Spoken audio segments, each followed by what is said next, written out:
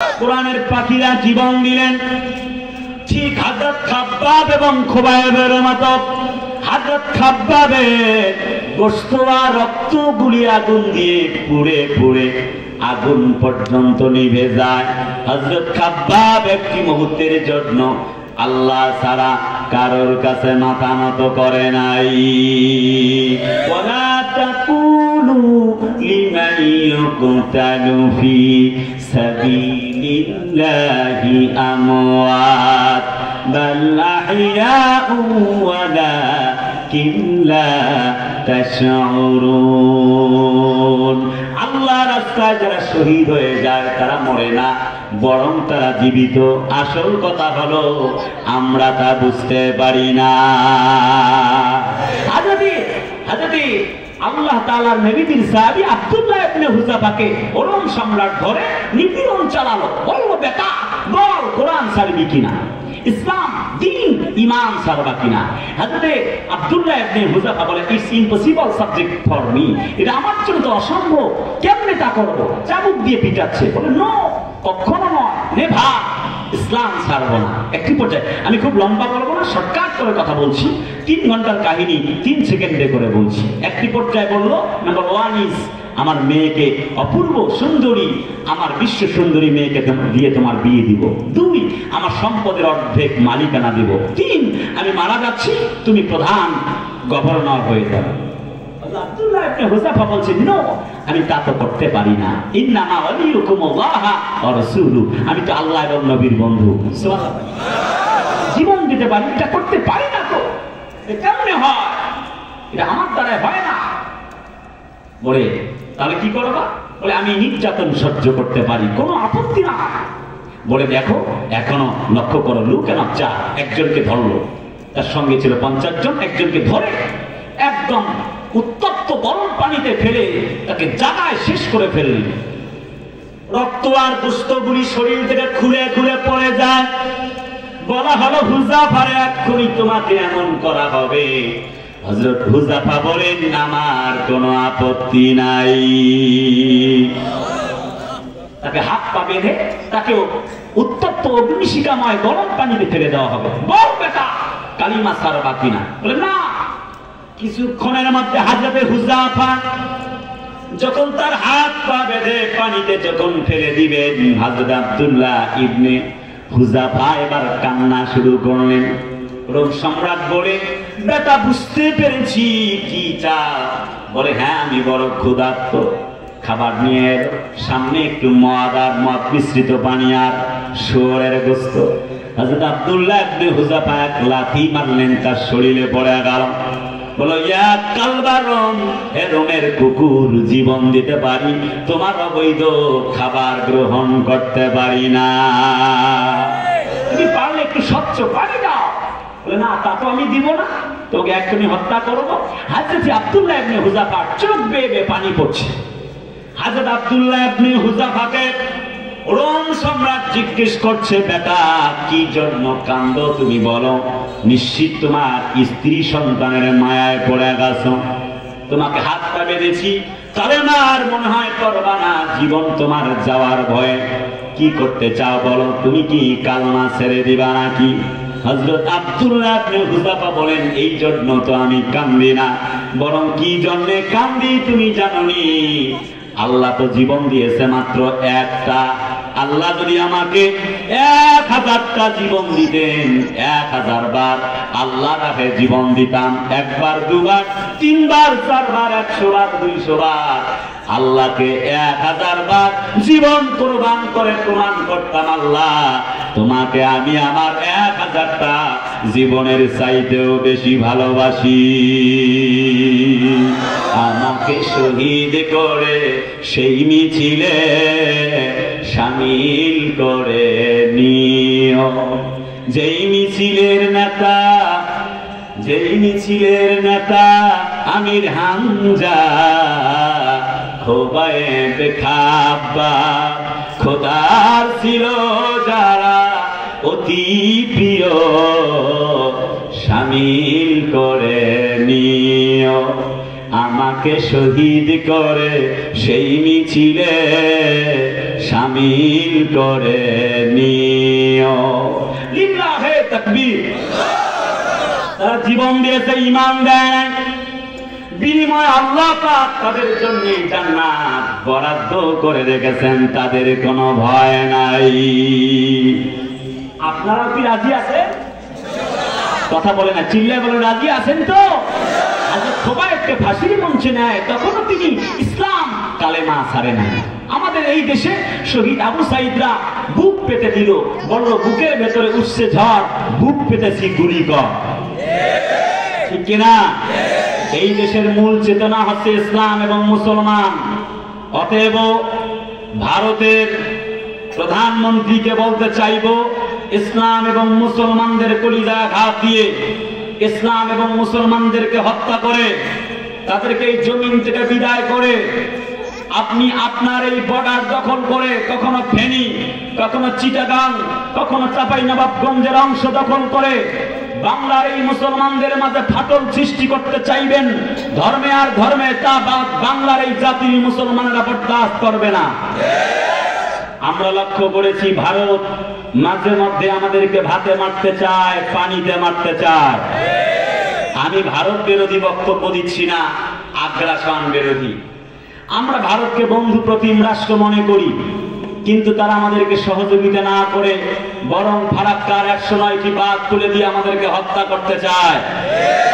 আমরা হিন্দু, বৌদ্ধ, মুসলিম ভাই ভাই, আমাদের মাঝে কোনো দ্বন্দ্ব নাই। প্রয়োজনে আমরা হিন্দুদের মন্দির পর্যন্ত পাহারা দিতে চাই। কিন্তু স্পেশালি যেই মোদি গুজরাটে মুসলমানদের মসজিদ ভেঙে, আল্লাহর ঘর বাবরি মসজিদ ভেঙে রাম মন্দির বানায়, সেই নরেন্দ্র মোদি মুসলমানদের বন্ধু হতে পারে না।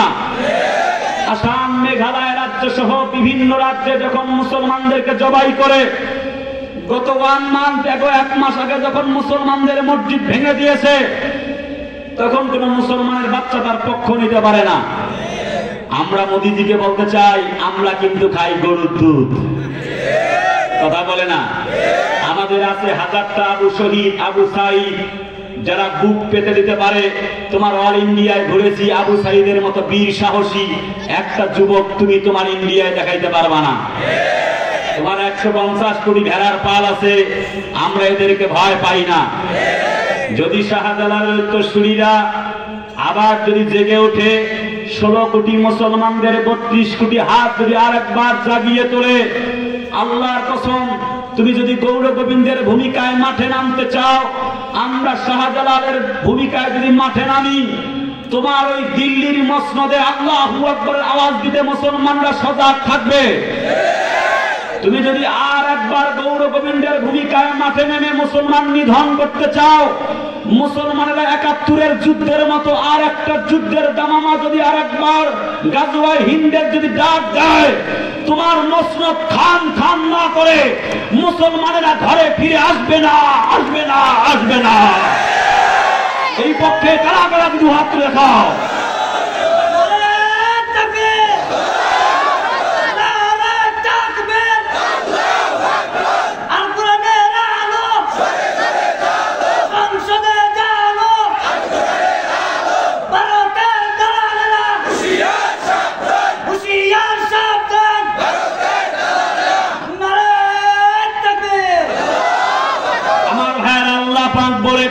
ইউরিদুনা লিউতফিউ নূরাল্লাহি বিআফওয়াহিহিম ওয়াল্লাহু মুতিম্মু নূরিহি ওয়ালাউ কারিহাল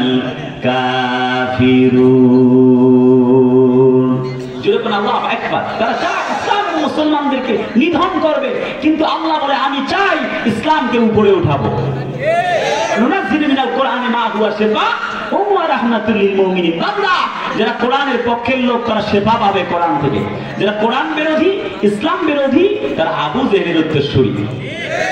যারা কোরআনের বিরুদ্ধে কথা বলে, 144 ধারা জারি করে, আলেমদেরকে বন্দী করে, আল্লাহর কোরআনের মাহফিলে 144 ধারা জারি করে বন্ধ করে দেয়, তারা আবু জেহেলের উত্তরসূরি।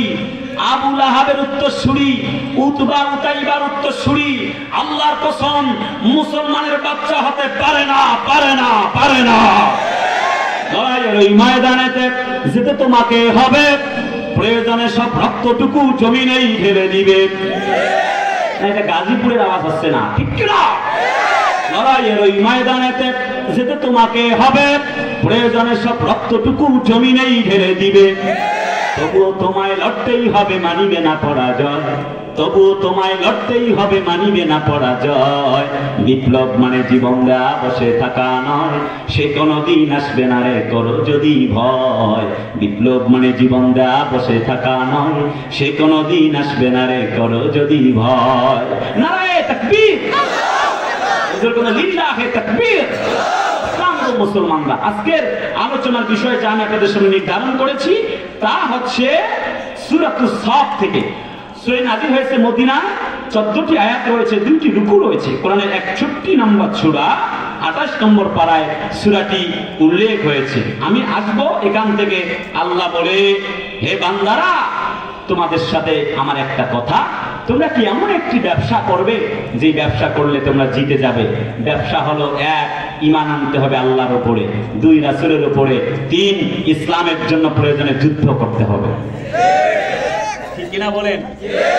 সেই সাহাবীরা আজকের পৃথিবীতে যাদের ইতিহাস আমরা পড়ি, হযরত বেলাল, খাব্বাব, খুবাইবরা জীবন দিয়েছে, ইসলামকে ছেড়ে যায় না। আমি তো কেবল আলোচনা শুরু করেছি, 10টা থেকে 12টা হলে একটা তাফসীরকে মোটামুটি শেষ করা যায়।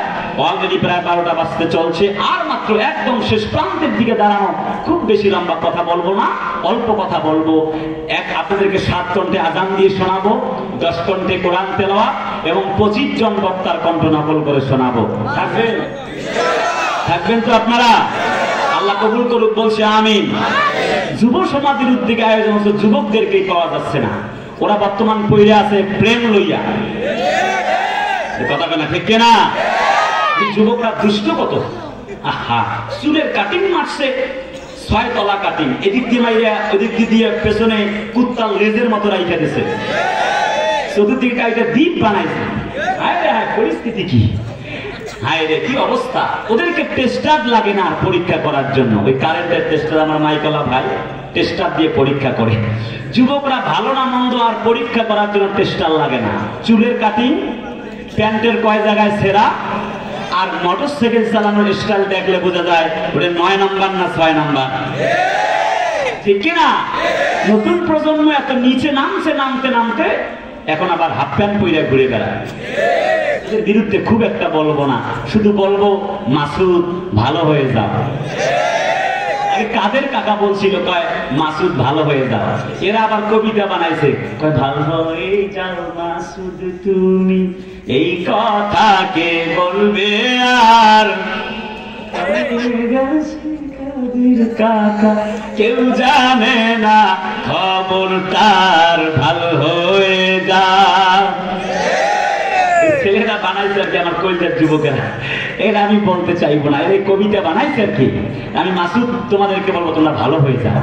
সারাদিন খালি মোবাইল খেলে, ওই যে Facebook, Messenger, YouTube, viva, WhatsApp, খালি মেসেজ সেটিং ফেটিং করে।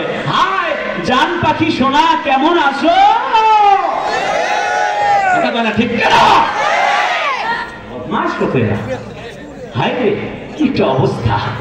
নতুন প্রজন্ম এত নিচে নেমে গেল, সারা রাত মোবাইল খেলে। যে ফ্রি ফায়ার, পাবজি গুলো গেম আছে না, ওই যে মার মার মার মার মার মার মার, কথা কেনা আছে না? এইসব নিয়ে পড়ে আছে এখন যুবক। আহা, সারা ফেসবুক সেটিং ফেটিং কইরা ঘুমিয়েছে একবারে শেষ বেলায় ফজরের সময়। এক ঘুমে কিয়ামত মনে হলো আসর। আসরের সময় ঘুম থেকে উঠে স্কুলের রাস্তায় গিয়ে গলিতে গান ধরেছে, তুমি কোন গ্রামের মাইয়া গো, লাগে উড়া ধুড়া। নাই নাই নাই, এই এলাকায় নাই। গাজীপুর সব আল্লাহ ফেরেশতা বসে আছে। এই এলাকার কথা বলে কি মায়ের খাবো? এই এলাকার নাই। আপনাকে আমার ভাষা বুঝতেছেন? বুঝতেছেন কিনা? যারা রংপুরের আছে ওরা কয় হামার লালমনির হাট, অনেকে লালমনির হাট বলতে পারে না, নালমনির হাট। রংপুর বলতে পারে না, অংপুর আছে না? আমি চাপাইতে গেছিলাম মাহফিল করতে, হুজুর আসসালামু আলাইকুম, আগে শালা তারপরে দুলা ভাই। গত সপ্তাহে গেছি আমি সেই কক্সবাজারে, আপনারা দেখেন মাঝে মধ্যে ইন্টারনেটে আমাকে, আমি সারা পৃথিবীতে তাফসীর করে থাকি আলহামদুলিল্লাহ। তো ওখানে গিয়েছি, দ্বিতীয় বক্তা সাহেব বক্তব্য দিচ্ছে, আপনারা সবাই কেমন আছেন, এই কথাটাকে বলতেছে, কয় উনেরা বেগুন কেন আসুন। হ্যাঁ, কক্সবাজারের লোক আছে এখানে? কে কে হাত তোলেন তো দেখি। আর কক্সবাজারের লোক নাই। হায় হায়, দেখবেন চট্টগ্রামের মানুষ না, ওরা আরবি কয় না, বাংলা না, উর্দু বোঝাই যায় না, ঠিক না? এক এক এলাকার এক এক রকম ভাষা। আপনারা এভাবে করে যাবেন দেশের বিভিন্ন, এই যে ঢাকাইয়া মানুষরা খুব সুন্দর করে চমৎকার লইয়া জানগা লন আইন, ঠিক না? খুব সুন্দর করে বলে। প্লিজ আমার কলিজার টুকরা বন্ধুরা, আপনজনেরা, আমি সেদিকে যেতে চাইবো না, সময় খুব অল্প। আমি মা বোনদের জন্য আজ কিছু কথা বলবার দরকার মনে করছি। আজ যেহেতু মা বোনরাই হয় বারবার দেশের সরকার, আর আলেমদেরকে জ্বালায়া পোড়ায়া করে সরকার। 18 সালে, 12 সালে আসলো 3 পিস, 18 সালে বুদ্ধি কইরা তারা 1 পিস বাদ দিল, থাকলো মাত্র 2 পিস। 20 সালে তারা কইলো আর 1 পিস বাদ দিয়ে থাকলো, রাখলো মাত্র 1 পিস। 21 সালে পায় আর ওসব করবো না, কিরণমালা, পাখি জামা, স্টার জলসা, জি বাংলা, বোঝে না সে বোঝে না, আমায় ছাড়া কিছুই বোঝে না, কথা কয় না কে? এরপরে 22 সালে তারা কাটিং ফিটিং সোর্স পড়া শুরু করলো, মার মেয়ে মিলে আটা ময়দার দিল দাম বাইরে। একদিকে আছে তাদের আল্লাহ, আর একদিকে আছে বিউটি পাল্লা। খালা আম্মা হ্যাঁ ঢোকে আর আফা হ্যাঁ বের হয়, কথা বলে না রে, ঠিক কিনা? 24 সালে সব বাদ। এখন এমন ঢিলা ঢালা পাজামা পরে যা আমার লঙ্গির চেয়েও ঢিলা ঢালা, নাম দিয়েছে প্লাজো। আরে কথা কয় না রে, ঠিক কিনা বলেন? আল্লাহর বক্তব্য অকার না ফি বুয়ুতি কুন্না ওয়ালা তাবাররুজনা তাবাররুজাল জাহিলিয়াতিল উলা। আল্লাহ সেইটা হলি কোরআন, আল্লাহ কোরআনে বলছে, কথা বলেন ঠিক কিনা? জাহিলিয়াতের মেয়েদের মতো চলো না। কেমন পরিস্থিতি হলো? নবী বলে 4 কাজে 8 জান্নাত, 1 5 ওয়াক্ত নামাজ, ইজা সাল্লাত খামসাহা ওয়া সামাত শাহরাহা, 2 রমজানের রোজা, আসছে কামিন শুন, 3 স্বামীর খেদমত, 4 খাস পর্দা, ঠিক কিনা? আর এই 4টা কাজে 8টা জান্নাত মা বোনরা পাবে। আমি একবারে মূল কথায় এক্ষুনি চলে যাব। সেই সাহাবীদের ঐতিহাসিক কাহিনী আছে, কান্না বিজড়িত কাহিনী, ইতিহাস। বন্ধুরা, 4টা কাজ রাসূলুল্লাহ করতে বলছে, করলে জান্নাত পাবেই। এক, স্বামী বাড়িতে আসছে, সব কাজ বন্ধ।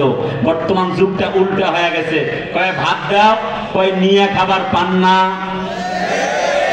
কথা কেন রে? উত্তরবঙ্গে কয় নিয়ে খাও, কথা কেন, কথা কেন, ঠিক না? ঠিক না, ঠিক না, ঠিক না, ঠিক না। 2, স্বামী যেমনে চলতে বলে, সাজতে বলে, তেমনে সাজতে হবে। স্বামীর সামনে ঘরে পেতনি সেজে থাকে। সন্তান যাবে কেজি স্কুলে, 7 বছরের ছেলে, আর ওই ছেলের মা সাজতেছে আধা ঘন্টা ধরে। নেল পালিশ, ঠোঁট পালিশ, আলতা, কুমকুম, সোনো পাউডার দেই আমরা, আর দেখে মজা মারে পাশের বাড়ির ভ্যান চালক, রিক্সা চালক আর দেবরেরা। আছে না নাই? কি যুগ আইলো রে ভাই! আমার আল্লাহ পাক বলে, জাতির লোকেরা, কুল ইন্না সালাতি ওয়া নুসুকি ওয়া মাহইয়ায়া ওয়া মামাতি লিল্লাহি রাব্বিল আলামিন। নবীজি তুমি বলো, নিশ্চয় আমার নামাজ, আমার কুরবানি, আমার জীবন, আমার মরণ, এমনকি আমার যা কিছু রয়েছে সবকিছু আল্লাহ রাব্বুল আলামিনের জন্য নিবেদিত। ইন্নী ওয়াজ্জাহতু ওয়াজহিয়া লিল্লাযী ফাতারাস সামাওয়াতি ওয়াল আরদা হানিফান ওয়া মা আনা মিনাল মুশরিকিন। হযরত ইব্রাহিম নবী আল্লাহর দিকে তিনি মুখ করলেন, চতুর্দিক থেকে মুখ ফেরায় নিলেন। যখন গাছের পূজা, মাছের পূজা চলে, আল্লাহ পাক বলেন, আসলিম ইয়া ইব্রাহিম, ও ইব্রাহিম আত্মসমর্পণ করো। ইব্রাহিম নবী তখন গাছের ডালে বসে ডাল কাটতেছে। আল্লাহ কি করবো বলো? আল্লাহ বলে ইব্রাহিম তুমি আত্মসমর্পণ করো। হযরত ইব্রাহিম নবী বললেন ক্বালা আসলামতু লিরাব্বিল আলামিন। আল্লাহ তুমি বলেছো, একটি মুহূর্ত দেরি করতে চায় না। তুমিনুনা বিল্লাহি ওয়া রাসূলি, এক নম্বর আল্লাহর প্রতি ঈমান আনবে যারা, জান্নাত লাভ করবে তারা। ঠিক কি না বলেন? সাহাবী আজমাইনরা প্ল্যান করতে লাগলেন, চতুর্দিক থেকে বড় নির্যাতন চলে। হযরত ওমর যখন মারা যান, আবু লুলু ফিরোজ নামে এক ঘাতক তাকে ছুরি মেরেছেন, পেটের মধ্যে নাড়ি ভুঁড়ি বের হয়ে গেল। হযরত ওমর মৃত্যু সজ্জায় শায়িত বললেন, বেটারে কার উরুর উপরে আমারে রাখছো? সন্তানের নাম হলো আব্দুল্লাহ। হযরত ওমর বলে, বাবা আমি তো মারা যাচ্ছি, আমি কি ঈমান আনছি কিনা, আমার ঈমান কবুল হয়েছে কিনা? চলে যাও হুযাইফাতুল ইয়ামানকে জিজ্ঞেস করো। তাকে ডাক দিয়ে নিয়ে আসা হলো। একবার দুবার তিনবার জিজ্ঞেস করা হলো, বলো হুযাইফাতুল ইয়ামান, আল্লাহর নবী আমার নামটা মুমিনদের খাতায় লিখেছেন কিনা? হুযাইফাতুল ইয়ামান চোখের পানি ফেলায় আর কান্দে, যাকে আল্লাহ পাক জান্নাতীদের খাতায় নাম লিখেছেন, আশারায়ে মুবাশশারা 10 জনের একজন, অথচ তিনি চিৎকার মেরে মেরে কান্দে। হযরত হুযাইফা বলেন, বুঝতে পেরেছি ওমরের ঈমান আল্লাহ পর্যন্ত পৌঁছে গেছে। হযরত নবীজির সাহাবী ওমর ইবনুল খাত্তাব বলেন, বেটা তোমার উরুর উপরে আমার মাথা রাখছো কেন? এক্ষুনি আমার এই কপালটাকে সেজদা, মস্তক অবনত চিত্তে মাটির সঙ্গে ধুলায় মলিন করে দাও, আমার নাকটা মাটির সঙ্গে তুমি লাগিয়ে দাও, আমার কপালটা তুমি আল্লাহর জমিনে সেজদা অবনত অবস্থায়, আমি সেজদা অবস্থায় থাকলে যেমন হতো, আমার শরীরটা এই মুহূর্তে অচল হয়ে গেল, কিছুক্ষণের মধ্যে আমি বিদায় নিয়ে চলে যাব আল্লাহর দরবারে। আর তুমি ডু নট ওয়াস্ট টাইম, একটু সময় ক্ষেপণ করো না, তোমার উরুর উপরে আমারে নিয়ে তোমাকে আরাম ফরমাতে হবে না, আমার কপালটাকে আল্লাহর এই জমিনে সেজদা যেমনি করে দেয় আমাকে উপর করে দিয়ে সেজদা অবস্থায় করে দাও, আমি আমার বিদায় বেলা আল্লাহর কাছে এমন ভাবে পৌঁছাতে চাই যাতে করে তিনি যদি আমারে জিজ্ঞেস করে, ওরে ওমর আর ইসলামের জন্য কি করেছো বলো, আমি আল্লাহকে বলবো তুমিনুনা বিল্লাহি ওয়া রাসূলিহি ওয়া তুজাহিদুনা ফি সাবিলিল্লাহ। জোরে করেন আল্লাহু আকবার। ওয়া কানা বিল মুমিনিনা রাহিমা। আল্লাহু আকবার। আল্লাহ বলে, যাও। আরে আমার ওমর কি বলতে চায়? হযরত ওমর বলে, সন্তান আব্দুল্লাহ, আল্লাহ যদি বলে আজ কি নিয়ে আসছো, আমি বলবো আল্লাহ বিদায় বেলায় হুযাইফাতুল ইয়ামান বলেছিলেন তুমি আমাকে ঈমানদার হিসেবে গ্রহণ করেছো, বিদায় বেলায় সেজদা অবনত অবস্থায় বিদায় নিয়েছি জমিন থেকে আমি আল্লাহ। এই দৃশ্য যদি তোমার কাছে ভালো লেগে যায় আমাকে তুমি মাফ করে দাও। জোরে কর না আল্লাহু আকবার।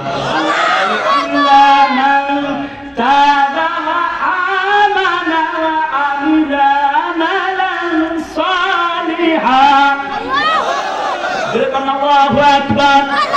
أولئك يبدل الله سيئاتهم حسنات وكان الله غفورا رحيما। দুঃখের আধার শেষে আলোর প্রভাত হাসে, হতাশার কালো মেঘে যায় গো ভেসে, হতাশার কালো মেঘে যায় গো ভেসে। দুঃখের আধার শেষে আলোর প্রভাত হাসে, হতাশার কালো মেঘে যায় গো ভেসে। কোরআনের পাতায় পাতায় দেখো ইমানের পথে ঢাকা ব্যথার কাটায়, ভেঙে পড়ো না কবু হতাশ হয়ে, ভেঙে পড়ো না কবু হতাশ হয়ে, জলে পুড়ে খাঁটি সোনা হও গো শেষে, জলে পুড়ে খাঁটি সোনা হও গো শেষে। দুঃখের আধার শেষে আলোর প্রভাত হাসে, হতাশার কালো মেঘে যায় গো ভেসে, হতাশার কালো মেঘে যায় গো ভেসে। নারায়ে তাকবীর। ওমরেরা জীবন দিলেন এক মুহূর্তের জন্য, আল্লাহ ছাড়া আর কারোর কাছে মাথা নত করে নাই। জিজ্ঞেস করতে চাই, এমন ইমানদার হওয়ার দরকার আছে না নাই? যেমন ইমান ছিল আব্দুল্লাহ ইবনে উম্মে মাকতুম একজন অন্ধ মানুষ, নবীজিকে বললেন, প্লিজ লেট মি সান, হে রাসূল আমাকে হারবি মিনাল্লাহ, শোনো তো আমি তো আল্লাহর বিরুদ্ধে যুদ্ধ করব তা নয়, বরং তুজাহিদুনা ফি সাবিলিল্লাহ, আল্লাহর জন্য ঈমান এনেছি, আল্লাহর জন্য যুদ্ধ করব, সুযোগ দাও। সুবহানাল্লাহ। নবীজি ফেরত দিয়েছিলেন। আবু বকরের সময় আসছে, তিনি ফেরত দিয়েছেন। ওমরের সময় আসছে, গাজওয়ায়ে কাদেসিয়ার যুদ্ধ চলে। বলে, কে গো তুমি? আনা আব্দুল্লাহ ইবনে উম্মে মাকতুম, নবীর একজন সাহাবী, তুমি আমারে চেনো না? বলে, চিনি তো, আসছো কেন বলো? বলে, আমি আসছি যুদ্ধের ময়দানে যাব। কয় যে তুমি তো অন্ধ মানুষ, তুমি কি করবা? আমার সুযোগ দাও না, দেখো কি করি। সুবহানাল্লাহ বলেন। সুবহানাল্লাহ জোরে বল। আব্দুল্লাহ ইবনে উম্মে মাকতুম বলে, আমার তুমি সুযোগ দাও। কয় তুমি কেমনে যুদ্ধ করবা আমারে বলো তো। হযরত আব্দুল্লাহ ইবনে উম্মে মাকতুম বলে, শোনো, আমার তো দুটি চোখ নাই তুমি জানো, কিন্তু বলো বন্ধু, বলো নবীর সাহাবী ওমর, বলো আমার দুটি হাত আছে না নাই? আমার দুটি পা আছে না নাই? বলো আমার শরীরের মধ্যে শক্তি আছে কিনা বলো। হযরত ওমর দুটি চোখের পানি ফেলায় আর কান্দে। হযরত ওমর মনের অজান্তে বলতে লাগলেন, ওয়ালা তাহসাবান্নাল্লাযীনা কুতিলু ফি সাবিলিল্লাহি আমওয়াতা। জোরে আল্লাহু আকবার। ওয়া আহইয়াউন ইনদা রাব্বিহিম ইউরযাকুন।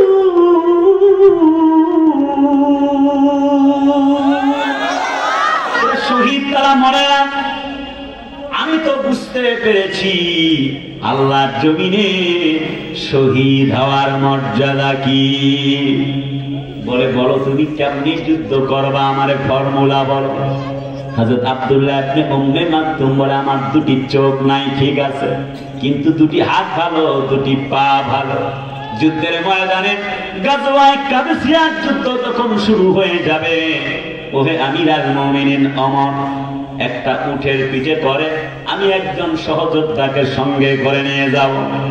সংক্ষিপ্ত কথা, শেষ প্রান্তে কথা দাঁড়ানো, খুব বেশি কষ্ট দেব না। 2 ঘন্টার কম একটা তাফসীরকে শেষ করা যায় না।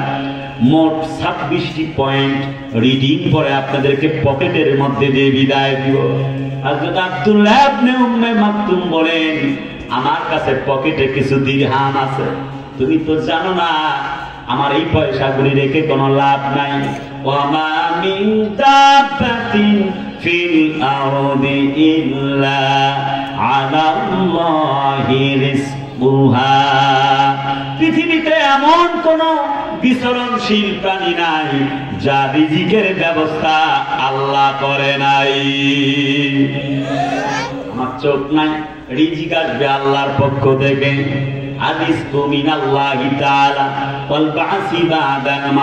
কি জন্য তুমি টেনশন করো? ওমর, আজকে আমি আমার পকেট থেকে যতটুকু হাদিয়া পাবো, একজন যোদ্ধাকে আমি আমার পকেটের পয়সাটুকু দিয়ে দিব।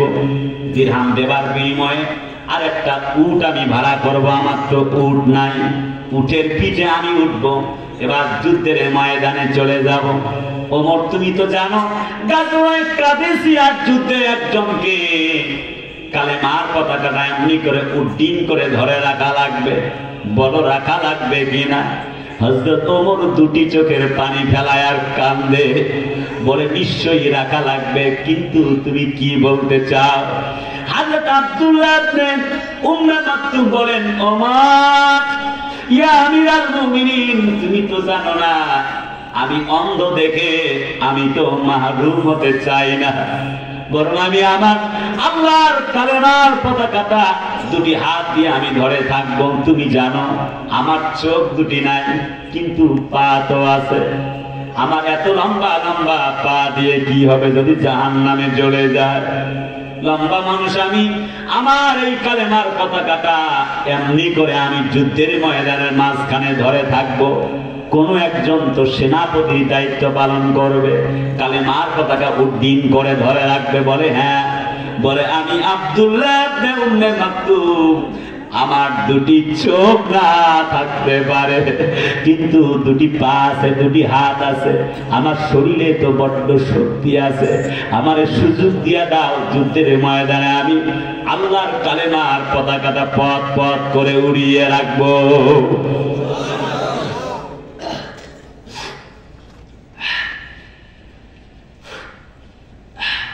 হযরত ওমর আসমানের দিকে আঙ্গুল উঁচু করে বললেন, রব্বানা লাকাল হামদ, ওহে দয়ার মালিক, আল্লাহ ইমানের বহরটা বুঝতে আমার এত বেশি সময় লেগেছে, আমি বুঝতে পারি না। হযরত আব্দুল্লাহ ইবনে উম্মে মাকতুমকে নিযুক্ত করা হয়ে গেল। কথা অনুযায়ী ঘোড়ার পায়ের সঙ্গে তার বেঁধে দেওয়া হলো। এত শক্তিশালী ঘোড়া তখন মুসলমানদের কাছে নাই, তাকে সেই সময়ে বহন করবে এত বড় লম্বা চৌড়া মানুষ ছিলেন, কিন্তু চোখ দুটি নাই। ঘোড়ার পায়ের সঙ্গে তারে বেঁধে দেওয়া হলো। একজন রাখাল তার সুতা ধরে, রশি ধরে সামনের দিকে পা বাড়ায়। হযরত আব্দুল্লাহ ইবনে উম্মে মাকতুমকে টেনে হেঁচড়ে নিয়ে নিয়ে যুদ্ধের ময়দানের দিকে চলে যায়।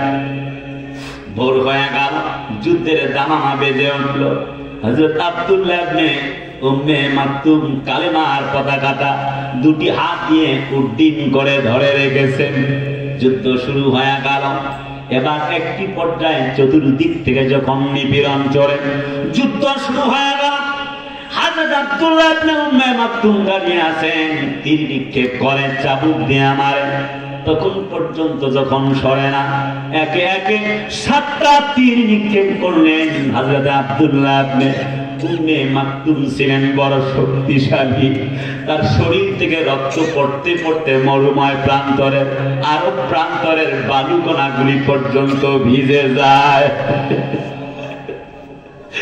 হযরত আব্দুল্লাহ ইবনে উম্মে মাকতুম ব্যথার আঘাত পেয়ে দুটি চোখের পানি ফেলায়া ফেলায়া কান্দে। একটি পর্যায়ে কাফেররা এলো, ডান হাতের মধ্যে তার কালেমার পতাকা, দুটি হাত দিয়ে যখন আগলে ধরে রেখেছেন, ডান হাতের মধ্যে একটা কোপ মারা হলো।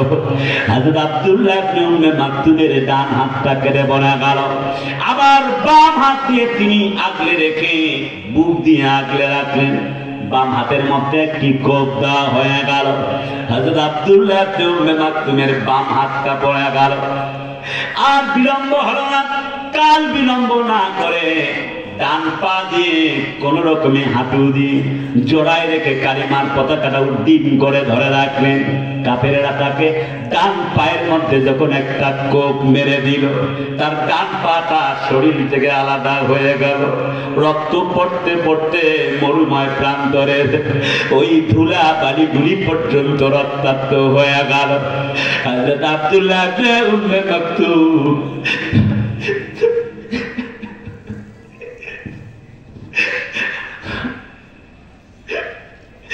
বাম পা দিয়ে